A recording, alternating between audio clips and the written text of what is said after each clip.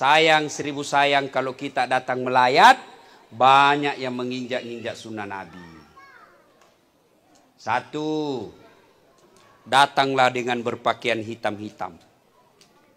Bajunya hitam, roknya hitam, kudungnya hitam, kacamatanya hitam, tasnya hitam, payungnya hitam. Siapa ajar kok? Nah bilang begitu kuliah artis.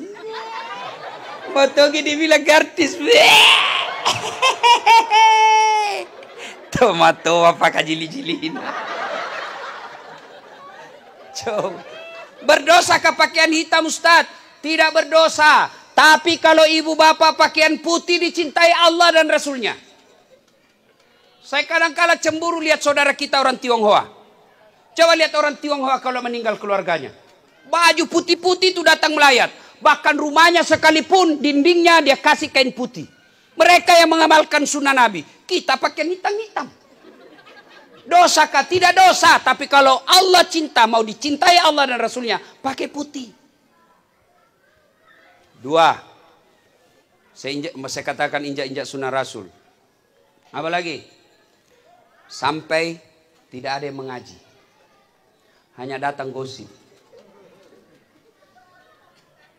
Sambil itu di depan jenazah. Depan jenazah ada orang lewat. Mulai masuk itu nak lihat-lihatin. Sampai duduk nak lihat-lihatin. Terus si Kobi ini tuh. Nggak cerita tapi mulutnya dong.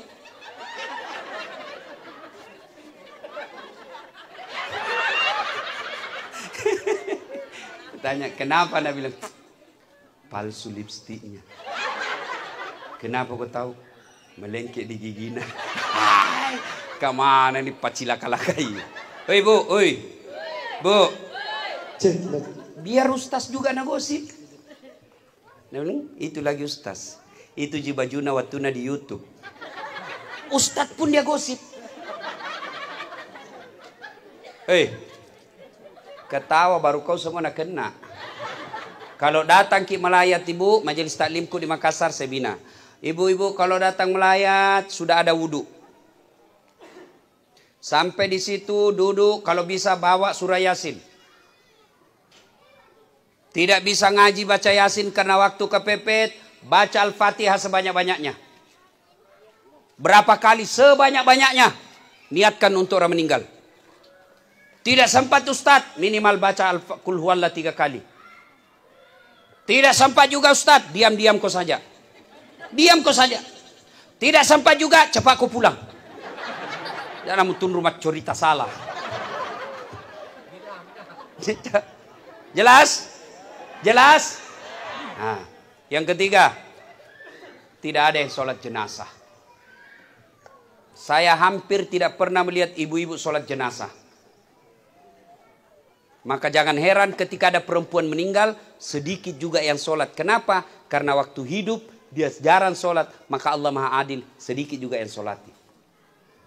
Kita mau sholat Ustaz, tapi kan repot Ustaz. Apa repotnya? Susah dapat wudhu. Wudhu dulu di rumah, baru pergi melayat. Tidak bawa kudung Ustaz, bawa pakaian sholat. Dan namuak rumahnya Ustaz, di teras. Saya tidak tahu sholat jenazah Ustaz, ikut saja sama imam. Takbir 4 kali, tapi jangan kau ruku. Kalau ruku kau malu sendiri kau itu. Ada seperti Abu Nawas ini tuh so tahu padahal tidak tahu. Tidak mau tahu bertanya-tanya. Imam bertakbir pertama, Allahu Akbar. Takbir pertama juga Abu Nawas, Allahu Akbar. Takbir kedua imam, Allahu Akbar. Ruku Abu Nawas. Ini kenapa saya saja ruku ini? Takbir ketiga imam, Allahu Akbar. Tak kalah dia sujud masa kalian. Selesai sholat ditanya, Abu Nawas, kenapa kau ruku? Nah, tidak ada rukunya orang jelas ini. Dia bilang, ini orang banyak sekali dosanya. Tidak diampuni kalau tidak ruku ki. Supaya habis sekalian masuk sujud. Tolise. Nah, kursus, dengar baik-baik. Kursus sholat jenazah. Takbir pertama, Allahu Akbar. Baca Al-Fatihah. Takbir kedua, Allahu Akbar. Salawat kepada Nabi. Allahumma salli ala Sayyidina Muhammad wa ala ali Sayyidina Muhammad. Takbir ketiga, Allahu Akbar. Doakan orang meninggal. Minimal, Allahumma ghafir laha. Takbir keempat, Allahu Akbar. Boleh berdoa, boleh langsung salam. Selesai. Kalau bisa Bapak Ibu sekalian, kalau pergi ki melayat, sholat jenazah ki, supaya nanti juga kalau Bapak Ibu meninggal banyak yang sholat. Sudah, diantar jenazah. Keluar itu, mulai menangis ibu-ibu. Memang fitrahnya perempuan hobi nangis. Memang itu. Bu, boleh menangis. Rasul ketika meninggal istri beliau menangis. Tapi dilarang meraung-raung. Apa itu meraung-raung? Mengeluarkan kata-kata dari mulutnya.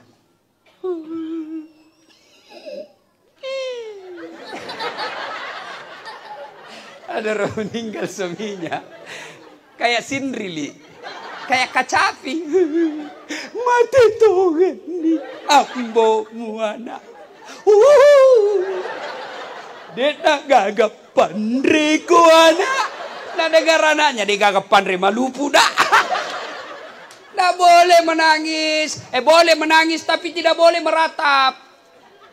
Ya Allah, baik betul ini anak saya, Allah. Sabar dan baik solatnya, ya Allah. Kenapa anakku yang soleh ini kau ambil? Kenapa bukan anaknya tetangga yang nakal? Tidak boleh begitu. Alladzi iza asabatum musibah qalu inna lillahi wa inna ilaihi raji'un. Sedih perasaan itu biasa. Makin sedih ucapkan saja inna lillahi wa inna ilaihi raji'un. Itu aja ulang-ulang. Diantar. Keluar. Kalau di Makassar, itu orang antar jenazah, Pak. Bikin takut-takut. Naik PT-PT di atap nih. Bonceng 3. Nak buka helmnya. Buka bajunya, nak putar bajunya. Orang mati. Orang mati. Orang mati. Seperti orang demo. Ada begitu di sini? Kalau di Makassar, Pak. Kayak supporter PSM. Ada 3 itu paling rewa, paling jago di jalan di Makassar. 1, pengantar jenazah. 2, supporter PSM. Apalagi kalau dikalah, mindir memang mago. Yang ketiga, pemadam kebakaran. Kalau pemadam kebakaran, biar supporter gusur ke semua. Ya. Nah, lalu apa yang dilakukan ketika ngantar jenazah? Yang paling baik kita lakukan adalah la ilaha illallah, la ilaha illallah. Tidak usah buru-buru, nah kuburnya juga sudah siap. Sampailah kita di pemakaman. Nah, ini banyak yang keliru.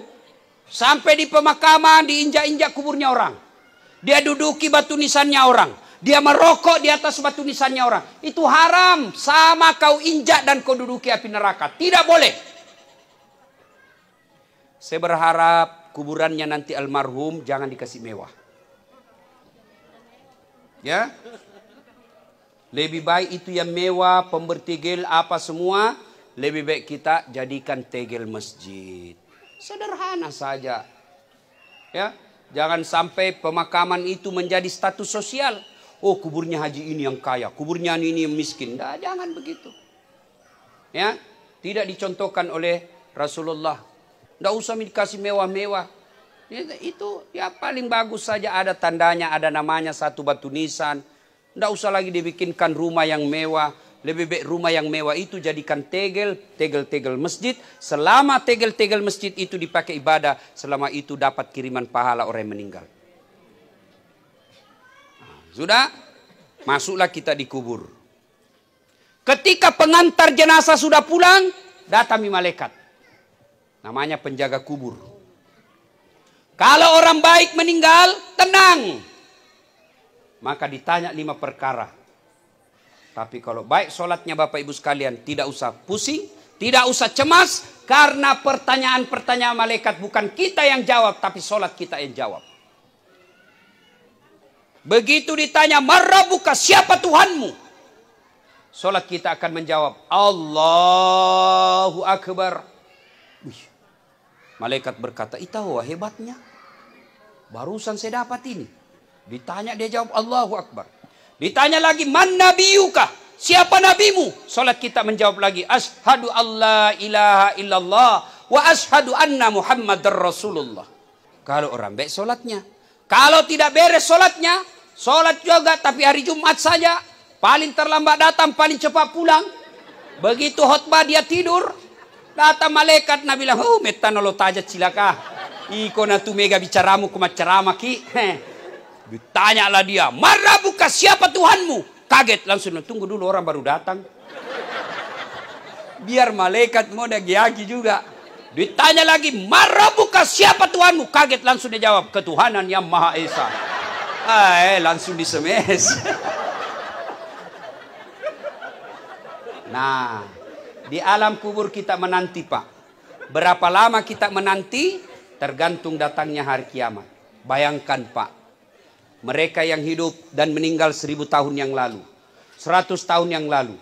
Kakek leluhur kita 200 tahun yang lalu yang meninggal. Sampai sekarang Pak masih ada di kubur.